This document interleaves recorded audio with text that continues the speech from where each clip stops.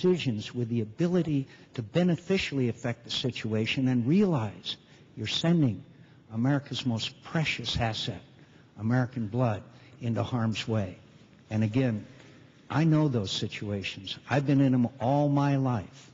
And I can tell you right now, the security of your young men and women who are serving in the military are my first priority right after our nation's security. And I may have to make those tough decisions, but I won't take them lightly. And I understand that we have to say never again to a Holocaust and never again to Rwanda. But we also better be darn sure we don't leave and make the situation worse, thereby exacerbating our reputation and our ability to address crises in other parts of the world. Senator McCain, thank you very much. Next question for Senator Obama. It comes from the F section, and it's from Katie Ham.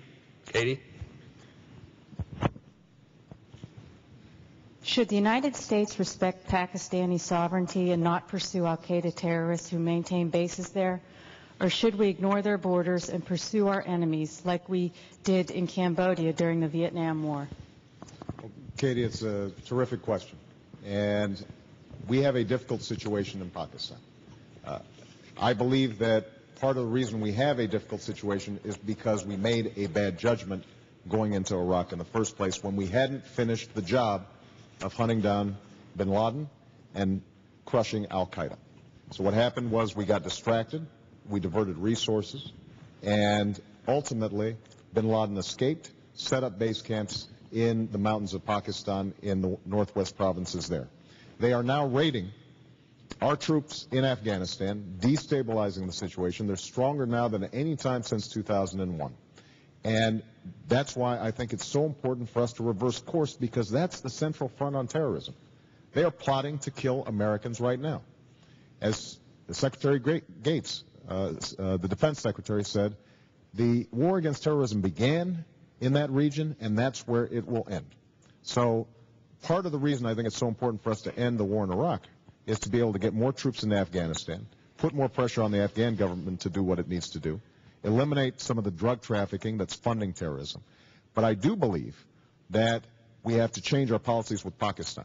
We can't coddle, as we did, a dictator, give him billions of dollars, and then he's making peace treaties with the Taliban and militants. What I've said is we're going to encourage democracy in Pakistan, expand our non-military aid to Pakistan so that they have more of a stake in working with us, but insisting that they go after these militants. And if we have Osama bin Laden in our sights and the Pakistani government is unable or unwilling to take them out, then I think that we have to act, and we will take them out. We will kill bin Laden. We will crush al-Qaeda. That has to be our biggest national security priority. Senator McCain. Well, Katie, thank you. You know, my hero is a guy named Teddy Roosevelt. Teddy Roosevelt used to say, walk softly, talk softly, but carry a big stick. Senator Obama likes to talk loudly. In fact, he said he wants to announce that he's going to attack Pakistan. Remarkable. You know, if you are a country and you're trying to gain the support of another country, then you want to do everything you can that they would act in a cooperative fashion. When you announce that you're going to launch an attack into another country, it's pretty obvious that you have the effect that it had in Pakistan. It turns public opinion against us. Now let me just go back with you very briefly. We drove the Russians out, with the Afghan freedom fighters, drove the Russians out of Afghanistan, and then we made his most serious mistake. We washed our hands of Afghanistan, the Taliban came back in, al-Qaeda, and we then had the situation that required us to conduct the Afghan war. Now, our relations with Pakistan are critical because the border areas are being used as safe havens by the Taliban and al-Qaeda and other extremist organizations. And we have to get their support. Now, General Petraeus had a strategy.